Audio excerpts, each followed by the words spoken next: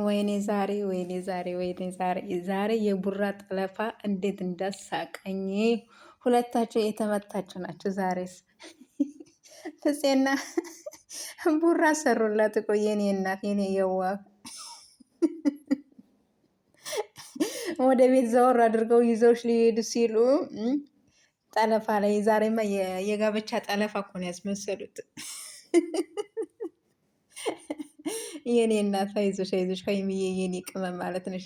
ሰላም ሰላም፣ ውድ ቤተሰብ እንዴት ናችሁ? ደህና ናችሁ? ያለው እግዚአብሔር ይመስገን። በያላችሁበት ሰላማችሁ ብዙ ዝት ይበልልኝ የኔ ውዶች፣ የኔ ምርጦች። ስትገቡ በላይክ ግቡ ማለት ነው።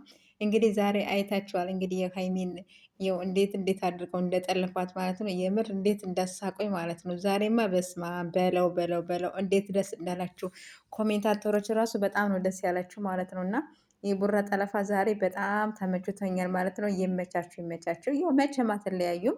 ስለዚህ ሀይሚዬ የኔ ውድ የኔ ቅመም ማለት ነሽ።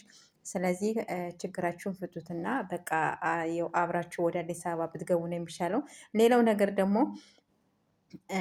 ያው እኔ እወድሻለሁ አፈቅርሻለሁ አንቺ ሳትወጂኝም ወይ እያለ ነው እና ይቅርታ ብሎሻል። ደግሞ ከይቅርታ በላይ ደግሞ ምንም ነገር ደግሞ የለም። ጋይስ እኔ እንደዛ ብዬ ነው የማስበው። ስለዚህ ማለት ነው የኔ ቅመም የኔ ውድ ማለት ነች። ስለዚህ ተረጋጉና ያለውን ነገር ፈታችሁት ወደ አዲስ አበባ ሂዱ ነው የምንለው። ከዛም በኋላ ደግሞ በዓልም እየመጣም ስለሆነ ደግሞ በቃ ወደ ለእንቁጣጣሽ ደግሞ ትመለሳላችሁ ማለት ነው ጋይስ። እኔ እንደዛ ብዬ ነው የማስበው። እናንተስ ምን ይመስላችኋል?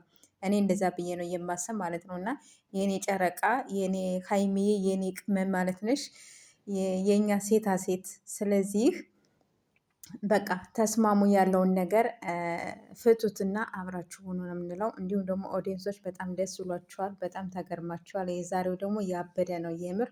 የዛሬው ጠለፋ ይለያል ማለት ነው ጋይስ። እና የኔ ውዶች የኔ ምርጦች እንግዲህ በዚህ መልኩ ፏ በትን ብለው መጥቷል ማለት ነው። እንግዲህ ፍፄ ደግሞ ይመች ብያለሁኝ። ሀሰን ደግሞ ቆይ እንገናኘታለን ተብላል። ስለዚህ ቀሚስ ለብሰህ ዙር እያሉ ነው ማለት ነው። ስለዚህ ነገ ደግሞ የሀሰን ተራ ሳይሆን አይቀርም፣ ገና ይቀጥላል ጋይሶች። በዚህ የሀይሚዬን ታውቃላቸው እና አትለቀቃቸውም፣ ይቆያሉ። ለማንኛውም በላይ ከግቡ ጋይ